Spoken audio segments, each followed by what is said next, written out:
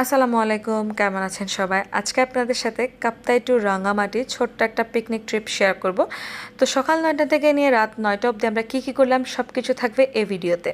সকাল 9টায় আমাদের গাড়ি চলে আসে, তো আমরা সবাই একে একে গাড়িতে উঠে পড়ি।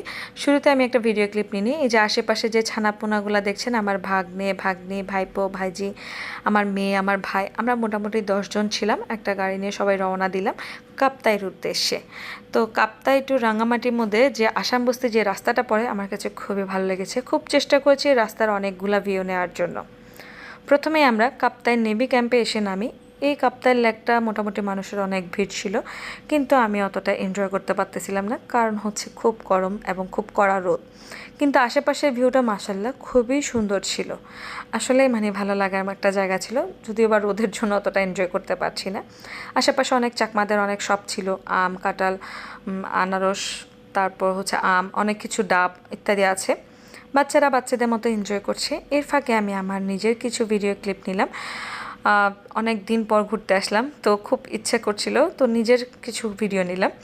তারপর হচ্ছে কিছু টুকটাক ছবি তুলে নিলাম। আর আমাদের তো যেখানেই ভালো লাগে ওখানেই বসে পড়ি, ওখানেই দাঁড়িয়ে যাই। যেমন কি রাস্তার মাঝখানে বসে এখন ছবি তুলে নিচ্ছি, কেন জানি না, খুব ভালো লাগছে ওই জন্য। তারপর হচ্ছে আমরা আবার রওনা দিলাম।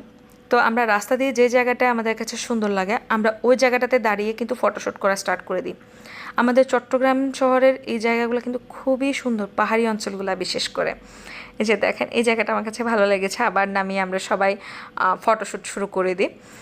উপরে আকাশ, জঙ্গল সব কিছু মিলিয়ে খুবই ভালো লাগার মতো একটা পরিবেশ ছিল। আবার রওনা দিই। আবার মাঝখানে আমাদের একটা সুন্দর জায়গা পড়ে যায়, নদীর সাথে আকাশের সাথে যে তালমিলটা। এই যে আমি বসে সুন্দর করে ছবি তুলে নিচ্ছি, আমি আমার ছানাপোনারা, আবার আমি রাস্তায় দাঁড়িয়েও তুলে নিই। আমার যেখানেই ভালো লাগছে, সুন্দর জায়গা যেটাই দেখতেছি ওটাই ক্যাপচার করার চেষ্টা করতেছি। এই যে রাস্তার ভিউটা দেখেছেন কি পরিমাণ সুন্দর লাগছিল, দেখলেই মন ভালো হয়ে যায়। এরপর আমরা চলে আসি হচ্ছে রাঙামাটি ঝুলন্তি ব্রিজ। অনেক মানুষের ভিড় ছিল, তো মানুষের ভিড়ের জন্য অতটা এনজয় করা সম্ভব হচ্ছিল না। এর ফাঁকে আমরা আমাদের লাঞ্চটা সেরে ফেলি। লাঞ্চটা আমরা বাসা থেকে রেডি করে নিয়ে যাই, বাইরের খাবার অতটা ভালো লাগে না এই জন্যে। তারপর আমরা যাচ্ছি রাঙ্গামাটি অরণ্যক হলিডে রিসোর্টে। এই রিসোর্টটা আমার কাছে খুব ভালো লেগেছে। আশপাশটা পরিবেশটা অনেক ভালো লেগেছে। এই সময়টাতে আসলে আকাশটাও একটু মেঘলা হয়ে গেছে, যার কারণে পরিবেশের সাথে ওয়েদারটা খুব ভালো খাপ খাচ্ছে। তো এই রিসোর্টে কিন্তু আপনারা চাইলে এসে থাকতে পারবেন। দূর থেকে যারা আসেন তারা এই রিসোর্টটাতে উঠে খুব এনজয় করতে পারবেন। এই রিসোর্টটাতে আমাদের কাছ থেকে জনপ্রতি 200 টাকা করে টিকিট নিতে হয়েছিল, যেহেতু আমরা সবাই পুলে যাব ওই জন্যই।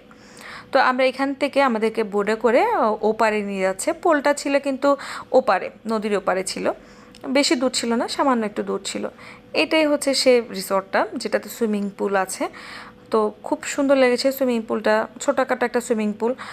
ছোট হওয়ার কারণে বাচ্চারাও খুব এনজয় করতেছিল। আর সারাদিন রোদের যে গরম, যে অস্বস্তিটা, সেটা এই পুলের মধ্যে নেমেই শেষ হয়ে গেছে। সারাদিনের ক্লান্তি, অস্বস্তি এই জায়গাটাতে এসে কেমন জানি পানির মতো ভালো লাগছিল আমার কাছে। তো আমি নিজেও পুলে কিন্তু খুব এনজয় করেছি। তারপর হচ্ছে সব কিছু শেষে আমাদের একটা গ্রুপ পিকচার নিয়ে নিলাম।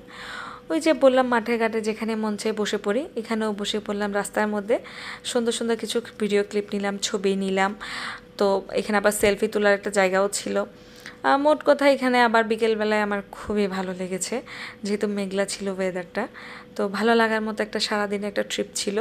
তো সবাই মোটামুটি খুব এনজয় করেছি। তো এখন হচ্ছে আমাদের বাড়ি যাওয়ার পালা। এখন প্রায় 6:30 বাজতেছে। এখান থেকে আমাদের বাসায় পৌঁছাতে পৌঁছাতে প্রায় রাত 9টা বেজে যায়, যেহেতু আমরা মাঝখানেও দাঁড়াই। এই আর কি। আপনাদের কাছে কেমন লেগেছে অবশ্যই জানাবেন।